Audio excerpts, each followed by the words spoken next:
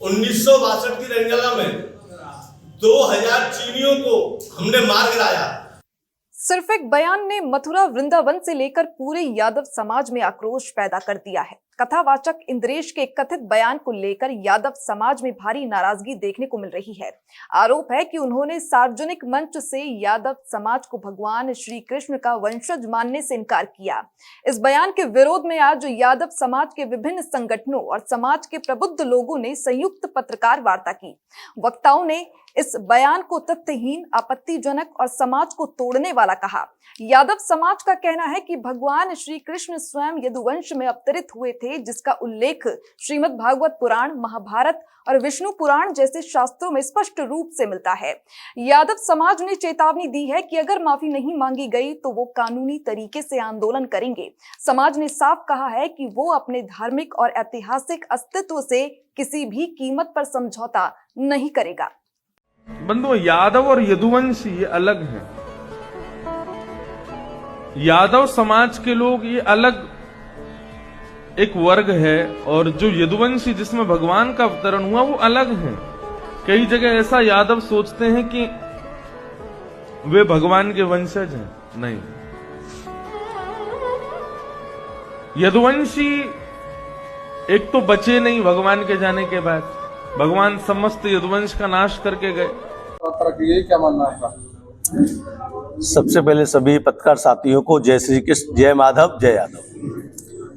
साथियों, अभी एक वीडियो वायरल हुआ था इंद्रदेश कथावाचक जी का, जिस मंच से उन्होंने ये कहा था कि भगवान श्री कृष्ण के वंशज यादव नहीं है। इस टिप्पणी से हमारे पूरे समाज में आक्रोश है। इन्होंने 26 करोड़ यादवों के दिल को ठेस पहुंचाई है। इनको पूरा ज्ञान नहीं है। ये इनको बहुत सोच समझ के बोलना चाहिए था। हम आपके मीडिया के माध्यम से इंद्रदेव जी से कहना चाहते हैं कि आप जो आपने टिप्पणी यादव समाज पे की है, आपको पूरा ज्ञान नहीं है। इसके लिए आप माफी मांगिए। आप पर 8 दिन का समय है। अगर आप 8 दिन के अंदर माफी यादव समाज से मांग लेते हैं 26 करोड़ यादवों से, तो कोई बात नहीं है, हम माफ कर भी देंगे। हम कृष्ण के वंशज हैं, कि हम पर ताकतवर आदमी हमेशा माफ करता है। अगर आप माफी नहीं मांगते हैं 26 करोड़ यादवों से, तो 8 दिन के बाद हम संवैधानिक तरीके से कोर्ट जाएंगे।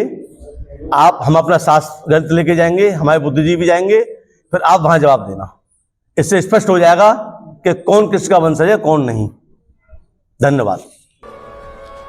और 2-4 यदि बचे भी होंगे तो उनके भी वंशज अब तक रहे नहीं। लेकिन अभी मैं जोधपुर में कथा कर रहा था, परंतु भागवत की माने तो भगवान का कोई वंशज बचा ही नहीं था। और कहीं बचा भी होगा तो बड़े जन जानते होंगे, हमको इतना पता नहीं है। लेकिन मैंने सुना है जो जादौन होते हैं वे यदुवंशियों से ही निकले हुए हैं। उनको मान सकते हैं कि वे यदुवंश में, वही परंपरा है यदुवंश की। परंतु भगवान की द्वारिका में यादव समाज बहुत रहता था। एक यादवों के मुखिया थे वहां पर, उनका नाम था सत्राजित यादव। इसका क्या उद्देश्य है?